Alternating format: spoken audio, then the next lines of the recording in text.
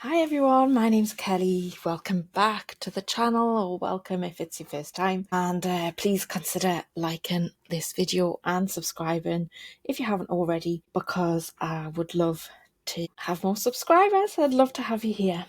So welcome. Today I want to talk about adversity, because isn't it always the case that when something really awful happens in your life, everything else kind of collapses as well? Like there's never just one big thing that happens. It usually cascades into other stuff as well. So this has happened to me a few times.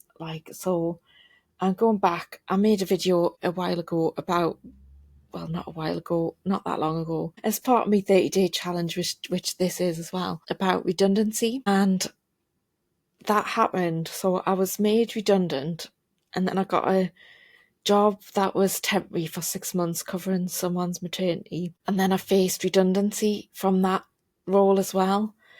But that wasn't the only thing that went wrong in my life at that point. So not only had I lost my job, but before I lost my job, my husband, who wasn't quite my husband yet, also lost his job. So he didn't have a job, and he was he was doing bits of work, like working a day at a time, maybe, until he managed to get back into work. So I think it's the only time he's ever been out of work, but it happened at the same time as when I was made redundant, and it was just sheer bad luck. And then we had a court case around his job ending, and then I had loads of family issues as well at the same time. And in between all that, we were due to get married. So we went from, like, that year, it was 2011, he lost his job, I lost my job almost twice, and we had an employment tribunal, and we were due to get married as well. So we got married in the September. I lost my job in I think it was the end of July.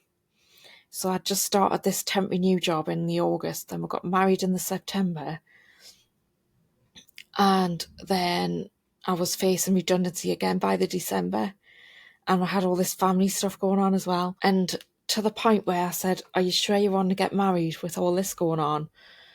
And Ian was just adamant. He was like, "Yes, we're not going to let them stop us getting married. We're not going to let all this stuff get in the way. We've decided we're getting married. We're getting married." So we got married in amongst all of this absolute devastation. I can only say that it was devastation, and none of it was linked, but it all happened at the same time. And it always seems to do that, doesn't it? Like when you've got one problem in your life, and then something else happens, and then something else happens. It's like when things stop working, isn't it? Like if your washing machine breaks, then your Hoover breaks as well. And then you're waiting for the third thing to break, your oven or whatever. You end up spending an absolute fortune either replacing all your appliances, or either replacing them or getting them fixed. So yes, so it always does seem to happen all at once, and that can be really, really tricky, because it really tests your resilience and your ability to bounce back from, like, everything that happens in life. Because when there's just one thing happening, you can deal with that. But then if it's an onslaught of bad news, then it's more difficult to deal with the next thing, because you've already been, like, weakened, if you like. Not, maybe not, weakened isn't the right word, but you've already been affected emotionally, psychologically, and like, yeah, like morale's already been tested, and then something else happens, and then something else, and something else, and it's just bizarre how that happens, isn't it? So really, the things that help you to overcome all these adverse things is to have a really good routine where you do familiar things, and you have familiar comfort and things that you've got in your life that you do all the time. And so a regular routine, even though it feels like your life's falling down around your ears, and stuff like that. Like you can do your breath work, and I know, like, loads of people are doing, like, cold water dips and swimming and stuff, and that's really popular where I live because I live right next to the sea, so I know loads of people who do that like every day. They'll go for a dip in the sea, which yeah, I think the last time I was in the sea was when I was probably about 12, when it was like the school holidays, and we got a really nice summer and we're never out of the sea. We're just swimming every day down in the 6 weeks holidays, down in the sea. Like, we didn't have any supervision or anything back then, so there was no lifeguards or anything.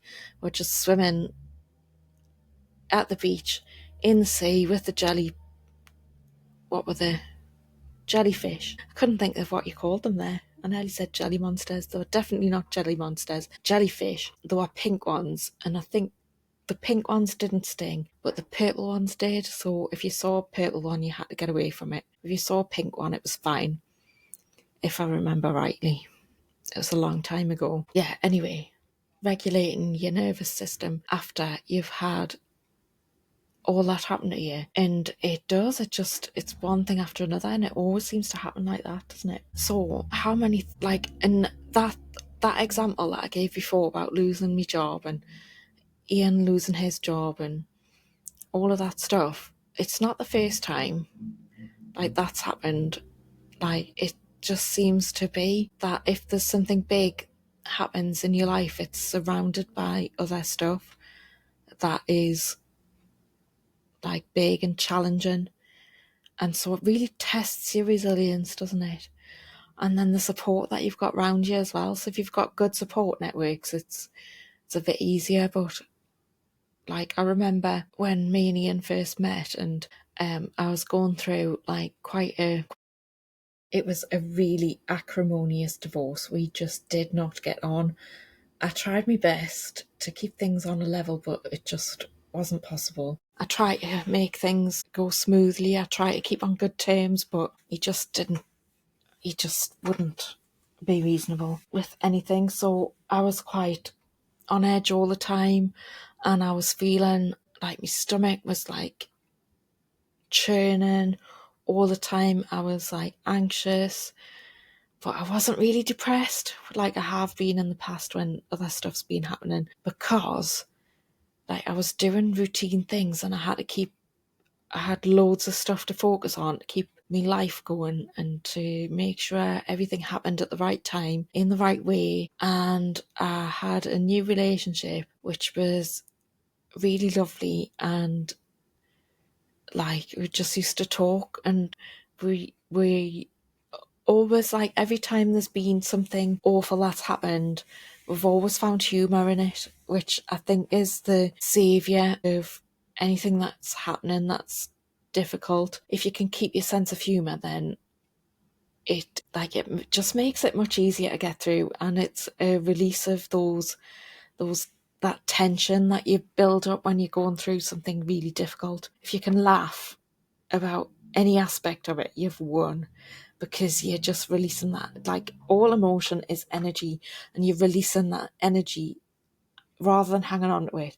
Because if you hang on to it, then it damages you physically, not just mentally. So yeah. So have you had sometimes that things have gone wrong, and has it all happened at once?